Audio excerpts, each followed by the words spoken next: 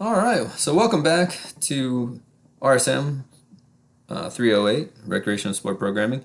It's a new week, beginning the 20th through the 24th. So this week we're going to focus on starting with kind of the program design, policies, procedures, rules, and then we're going to get into the different types of formatting for the different tournaments and how you can create those different formats and create tournaments based upon what type of format that you want to use. Um, and that'll lead us into our midterm exam, which will be on Friday, come available probably Thursday at 5 and be available till Friday at 5 for your enjoyment. And then we'll probably next week continue talking about and letting you practice some on this, setting up the tournaments, because one of your big assignments is setting up a tournament. And so I want you to have good experience with how to do that and make sure that you are able to do those tournaments, okay, based upon what you want. All right, so let's get started talking about program design, policies, procedures, and rules. Okay.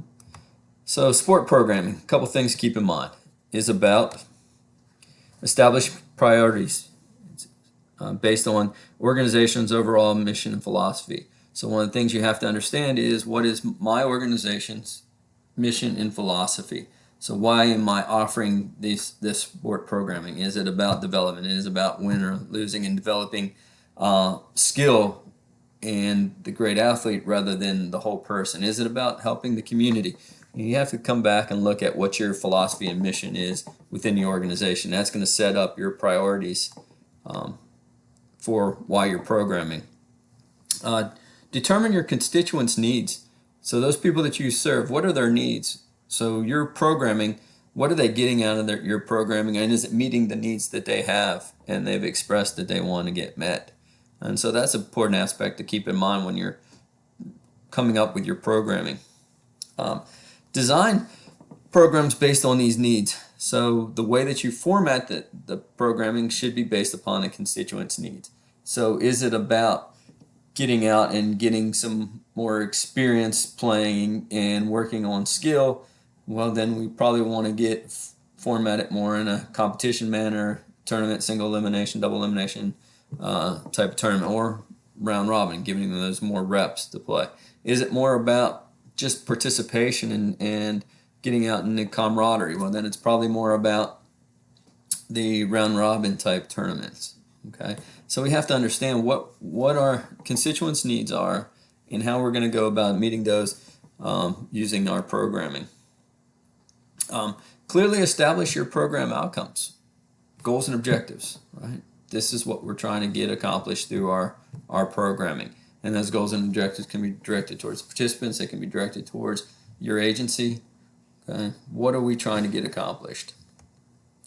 And design your programs to meet those outcomes. This is what I want to accomplish. How am I going to go about doing it? And creating a structure where you can help work your way towards those outcomes and then also measure those outcomes. Creating policies and program governance systems.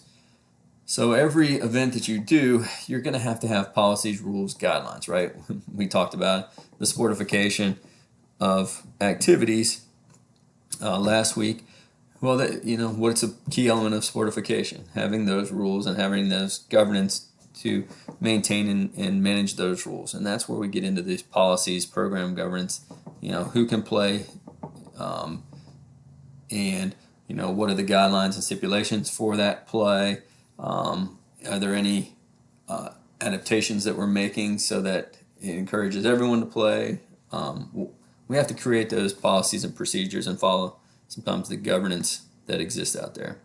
And then making sure that you evaluate your programs. It's about evaluating the programs. You have to go back and determine, are we meeting those outcomes? Whether it's participant goals and objectives, is it the agencies?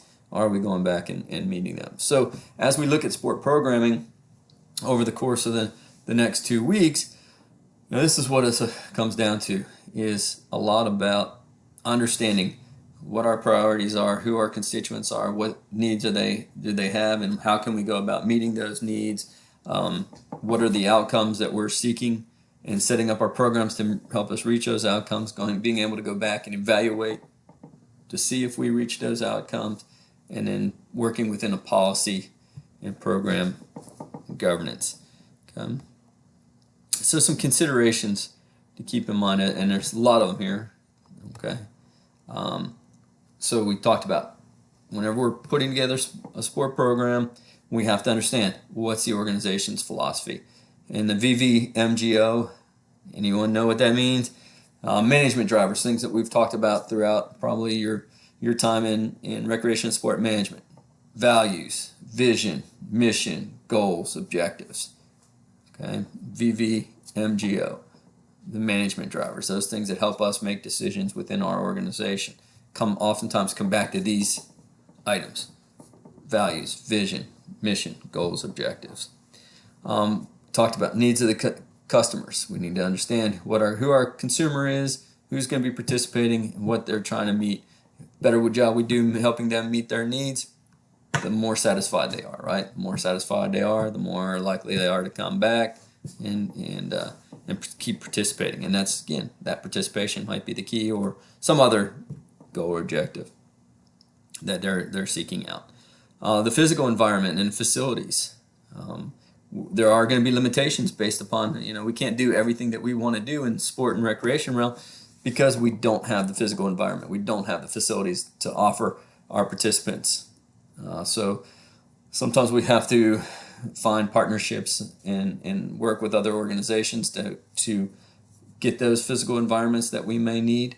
But that's going to be something that we have to consider as we work our way towards our planning and implementing our events, our programs. The budget, what do we have as far as our budget, and how much are the events going to cost? We have to go through and determine how much is this going to cost. If we can't build partnerships and we have to rent fields, how much are those rentals going to be, and are we going to be able to justify those expenditures based upon the outcomes that we're seeking? Staffing, who's going to work these events? Okay, you'll see staffing may come from paid staff. It may come from others that we have to contract out with, where we have to pay some other people's employees to cover the events, or we may rely on volunteers to do it. So we have to look at staffing, and we'll talk about these things more in depth. Equipment and supplies. Who's going to supply the equipment? Are the participants supplying their own equipment, or are we supplying the equipment? Okay.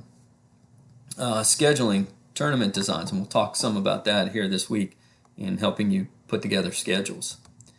And then other things we'll talk today is what we're going to get into is policies, procedures, rules to help guide the actions of our participants and helping them understand what they can and can't do while they're participating in this sport program. The program areas and formats. Okay, we'll talk about, is it about education? Is it about competition? We're going to look at different program areas and ways that we can structure our programming based upon the program area that we're trying to accomplish. Equipment supplies, it's so important we put it in there twice, right? Staff customer interaction. How does the staff and the customer interact within the event? Where are the interaction points that we can seek out? When they come into an event, they're going to meet the gate person. How's that interaction supposed to go? When they get in and they're interacting with concessions or interacting with coaches or other teams' coaches or the umpires or officials. Okay, participant governance systems, program evaluations, safety concerns and risk management, and recognition and award systems. All important aspects that we need to keep in mind, and like I said, we'll talk about. Program should meet the needs and interests and preferences of participants. Well, how do we go about figuring that out? Sometimes needs assessments and determining needs assessments. Sometimes it's internal and external inventories of what we feel as professionals they're trying to seek out and helping make sure that they reach that. Sometimes it's external inventories looking at what other programs and events do and basing upon an understanding of the needs of those participants, kind of similar to what the needs of our participants are going to be. Is that exact? No, but a lot of people rely on that. A lot of people rely on that internal inventory about what the person's going to seek out, because I am the professional, right? Surveys, focus groups, participant advisory boards, keeping the participant involved, keeping them as part of the decision-making body, empowering them to feel like they're part of the decision-making. So you'll see a lot of advisory boards, that work with youth and adult sports to help make sure that we as the programmer, event planner, are meeting the needs and continue to meet the needs of the participants. And also, the programs that we offer should reflect a balanced format. Some of it should be instructional because people want to learn how to participate, and can be across all ages. It can be informal and providing the space and the equipment and letting people come, and maybe even just providing the space. You see that all the time with basketball. Here's the courts outside or inside. You can come and use the gym or the outside courts whenever you want, and it's just informal. You just go in and pick up, right? League and tournaments, championships, clubs, and then how do you set it up? Do you set it up as individual events, or do you set it up as partners, like you see in pickleball or tennis? I can play as a single, I can play as a double. What about teams, or meets, special events, maybe co-recreational? Okay, so a lot of different formats that we can take and offer our participants, and they'll meet the needs of different niches or different groups out there. Facilitation of choice. Provide them a diverse array of sport offerings. Give them an opportunity to choose which ones they want to try, which ones they want to continue to participate because they feel like they have some skill at it, or continue to want to work on it. Give them a different formats, a league play, tournament play, camps, instructional. Give them a diverse array of formats. Maybe diverse scheduling, times, days, locations, to try to cater to different groups that maybe have transportation or timing issues. Myrtle Beach used to do a really good job, so heavy in the service industry that they would start a softball league for service employees after midnight, after a lot of the service people got off, and they'd run it through early morning hours so that they could get out and play. And those people got off work, just like most people get off at work at 5 and go and play. These people get off at midnight, go and play, and then do their thing. Okay. So looking at diverse hours, how can you, and times and days, so they can meet those needs. Diversity of participation units. Break sport down into smaller manageable units reflecting different aspects of the participant need. So looking at instruction, looking at the league play, but looking at it from how are we going to be able to meet the participants' needs based upon what they're trying to get out of it, because everybody's trying to get something a little bit out of it. So you're trying to basically create that well-balanced program.